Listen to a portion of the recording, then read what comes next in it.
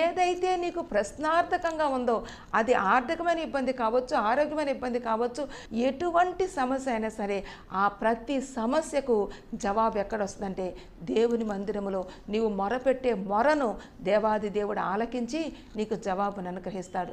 దేవాది దేవుడు చెప్తున్న మాట ఏంటంటే దేవుని దూతలు ఎక్కుచూ దిగుచూ వస్తున్నారంటే ఎందుకు? నీ యొక్క కన్నీరు, నీ విజ్ఞాపన, నీ హృదయ ఘోష, ఇదిగో నీ యొక్క విరిగి నలిగిన హృదయాన్ని దేవాది దేవుని యొద్దకు తీసుకుని వెళ్తున్నారు. ఇదిగో మరలా దేవుని యొద్ద నుండి జవాబులు తీసుకుని వచ్చేటువంటి ఆ యొక్క స్థలము దేవుని మందిరం అని చెప్పి దేవుని వాక్యం చెప్పబడుతుంది. ఇక్కడ మనం దేవుని వాక్యాన్ని పరిశీలిస్తే యెహోవా దానికి పైగా నిలిచి, నేను నీ తండ్రి అయిన అబ్రహాము దేవుడను, ఇస్సాకు దేవుడైన యెహోవాను, నీవు పండుకొని అన్న ఈ భూమి నీకును నీ సంతానమునకు ఇచ్చేదను. దేవునికి స్తోత్రం, హల్లెలూయా.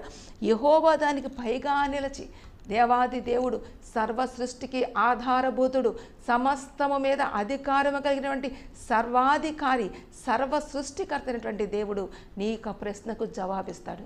ఏమి జవాబిస్తాడు? నీవు అడిగిన వాటికంటే, ఊహించిన వాటికంటే అత్యధికమైనటువంటి ఆశీర్వాదాలు మన దేవుడు ఇవ్వడానికి సమర్థుడై ఉన్నాడు.